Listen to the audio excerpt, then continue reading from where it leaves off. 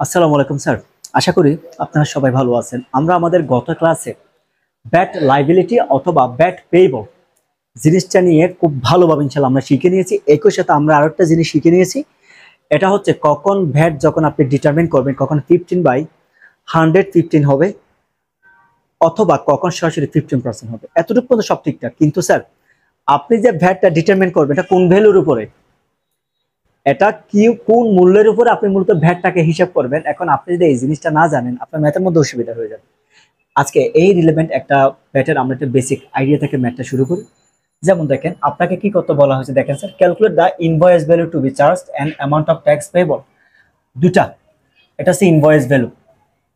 এখন আমি যদি আপনাকে জিনিসটা জিজ্ঞেস করি ইনভয়েস ভ্যালু জিনিসটা কি, চালান মূল্য যেটাকে বলে। এক কথায় আমি যদি আপনাকে বলি একটা প্রোডাক্ট কিনে এনে ব্যবসায় আনা পর্যন্ত আপনার যতটুকু খরচ হয়, এখানে ফ্রেট থাকতে পারে, ইন্স্যুরেন্স থাকতে পারে, আদার্স এক্সপেন্স থাকতে পারে, যতগুলো থাকবে আপনি সবগুলোকে এখানে কি করবেন, অ্যাড করবেন। দেখুন স্যার, আপনি কি করবেন, একটা প্রোডাক্ট কিনে আনার পর থেকে ফ্রেট, ট্রান্সপোর্টেশন, ইন্স্যুরেন্স সবগুলো অ্যাড করার সাথে সাথে প্রফিট অ্যাড করবেন। কারণ আপনি তো প্রফিট ছাড়া তো শুধু শুধু তো আর বুঝতে পারবেন না, হলে আপনার ভ্যাটের পরিমাণটা কত। সবগুলো অ্যাড করার পর যে মূল্যটা হবে এক কথায় এটা হচ্ছে ইনভয়েস ভ্যালু। প্রথম রিকোয়ারমেন্ট একটা বেসিক আইডিয়া পেয়ে গেছি। দ্বিতীয় রিকোয়ারমেন্ট হচ্ছে tax payable. Sir tax payable মানে আমরা শিখেছি কি tax liability. Tax liability tax payable দুইটাই করি। এটা যে আমরা কিভাবে মাইনাস করি, এটা মাইনাস করে আমরা আউটপুট ভ্যালু থেকে কি মাইনাস করবেন, output value minus input value. মানে অর্থাৎ আমরা যে সেলসের উপর যে ট্যাক্সটা দিই আমি এটাকে আউটপুট ট্যাক্স বলতে পারেন বা আমি ভ্যালুও বলছি। একই সাথে সাথে আপনি এটাকে অথবা সরাসরি আপনি ভ্যাটও বলতে পারেন অথবা আপনি ইনপুট ইনপুট কি বলতে পারেন, ভ্যাট, ভ্যালু বা ভ্যাট দুইটা বলতে পারেন। আমি যেহেতু ভ্যাটের করি ভ্যাট দিলে আপনার জন্য রিপিট বেশি হয়, এটা মাইনাস করলে দুইটা পেয়ে যাবে। এটা আমাদের requirement under VAT by a dealer who had purchase goods for টাকা 1,20,000। আমি বলেছিলাম কি আপনাকে একটা প্রোডাক্ট কিনা থেকে শুরু করে যাবতীয় খরচ একই সাথে প্রফিট সহ অ্যাড করার পর যেটা হবে এটা হবে ইনভয়েস ভ্যালু। আপনি ইনভয়েস ভ্যালুটা পাওয়ার পরে দেন আপনি কি করতে পারবেন স্যার, ট্যাক্সটা ডিটারমিন করতে পারবেন। তাহলে দেখেন আফটার এডিং এক্সপেন্সেস টাকা 10,000, তার মানে 1,20,000 সাথে আরো আদার্স খরচ কি অ্যাড করতে হবে, 10,000 টাকা অ্যাড করতে হবে। এটার সাথে প্রফিট কত অ্যাড করতে হবে, 15,000। তাহলে প্রথমে যেটা আছে আগে সেটাকে কি করেন, ইনভয়েস ভ্যালুটাকে অ্যাড করেন। পারচেজ কত কিনছেন sir, cost of goods 1,20,000, other expense কত, মূল খরচের সাথে এগুলাকে অ্যাড করছেন। এখানে ট্রান্সপোর্টেশন থাকলে আপনি সেটাও অ্যাড করতেন, যদি বা এডিং এক্সপেন্সের মধ্যে চলে আসছে এটা। প্রফিট কত, 15,000। তাহলে ইনভয়েস মূল্য হচ্ছে কত, 1,45,000। এখন স্যার দেখেন আমার একটা রিকোয়ারমেন্ট হয়ে গেছে। ইনভয়েস ভ্যালু মানে আমরা কি জানি, একটা প্রোডাক্ট কিনে আনা থেকে শুরু করে যাবতীয় খরচ অ্যাড করছেন তার সাথে প্রফিট অ্যাড করার পর যেই মূল্যটাকে এটাকে বলতেছেন আপনি কি, ইনভয়েস ভ্যালু। ফাইন, পেয়ে গেছে। এখন এই প্রোডাক্ট আপনি সেলস করছেন কত, at the same the rate of purchase and sales is 15%, the rate of VAT purchase এবং সেলস এর ক্ষেত্রে বরাবর সেম। এখন জিনিসটা হচ্ছে কি রকম জানেন, একটু খেয়াল করে। এখন আমার প্রথমে কি বের করতে হবে দেখেন, এখন আমার যখন প্রথমে ইনপুট ভ্যাট এবং আদার যেগুলো থাকে এগুলো আউটপুট ভ্যাট আমি কেমনে বের করবো দেখেন। আপনি যখন প্রফিট অ্যাড করে বেচছেন তার মানে এই প্রাইসে আপনি মার্কেটে এটাকে কি করতে পারেন, সেল করতে পারেন। কিন্তু আপনার অ্যাকচুয়াল কস্টিংটা কত বা ভ্যাটটা কিসের উপর হয়, ভ্যাট কি আমার যাবতীয় কস্টের উপর হয় নাকি নির্দিষ্ট পারচেজ গুডস এর যে প্রাইস আছে এটার উপর হয়।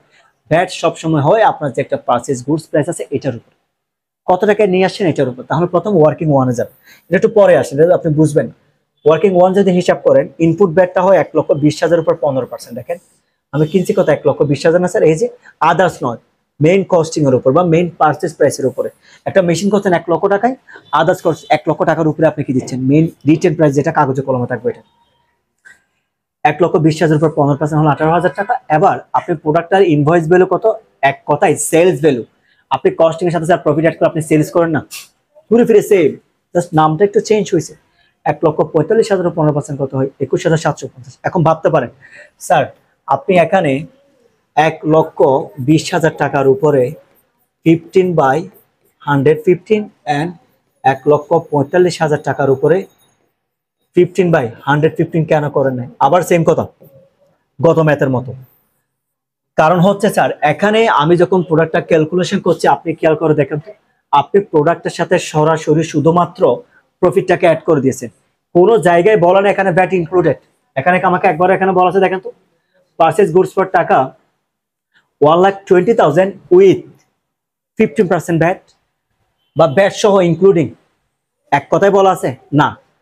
সবগুলো হিসাব করার পর পরে বলতেছে কিরকম, আপনি ভ্যাট দেবেন 15% আলাদা, এর মধ্যে কি নেই, ইনক্লুডেড নেই। আমরা যখন ইনক্লুডেড থাকে তখন আমরা এইভাবে করি, যখন ইনক্লুডেড থাকে না তখন সরাসরি 15% দিয়ে করি। টেকনিকগুলো দিয়েছিলাম, দেখে নিয়ে আসি। তাহলে এবার আমি যদি ব্যাট লাইবিলিটির কথা বলি, তাহলে আউটপুট থেকে আপনি কি মাইনাস করেন, আউটপুট কত আছে 21,750, ইনপুট ভ্যাটটাকে আপনি মাইনাস করেন, আউটপুট ভ্যাট 21,750, ইনপুট ভ্যাট কত 18,000, তাহলে ব্যাট লাইবিলিটি হয়েছে কত 3,750। এখন দেখেন ট্যাক্স পেয়েবল যে কথা, ব্যাট পেয়েবল অথবা লাইবিলিটি দুইটা কি স্যার, একই কথা তাই না? আউটপুট ভ্যাট থেকে আপনি যখন ইনপুট ভ্যাটটা মাইনাস করবেন, যে অ্যামাউন্টটা পাবেন এটাকে আপনি বলছেন কি, অ্যামাউন্ট অফ ট্যাক্স পেয়েবল অথবা ভ্যাট পেয়েবল অথবা ভ্যাট লাইবিলিটি, তিনটে একই কথা। এখন আপনার নতুন আসছে কোনটা জানেন, টোটাল ইনভয়েস ভ্যালু। এটা কিরকম, একটা প্রোডাক্ট আপনি কিনে আনছেন, কিনে আনার পরে এটা দুইভাবে হতে পারে। কিনে আনার পরে যখন কিনতেছেন আপনি, ব্যাটটা কস্টিং প্রাইসের সাথে ইনক্লুডেড থাকতে পারে স্যার, নাও থাকতে পারে। যদি থাকে সেটার উপর আলাদা হিসাব, থাকলে এটা সব প্রোডাক্টটা বসায় দিবেন। আগে নিয়ম অনুসারে কিনে আনার পর থেকে সব খরচ অ্যাড করছেন, প্রফিট অ্যাড করার পর ইনভয়েস ভ্যালু বা সেল ভ্যালুটাকে আপনি ডিটারমাইন করে ফেলছেন।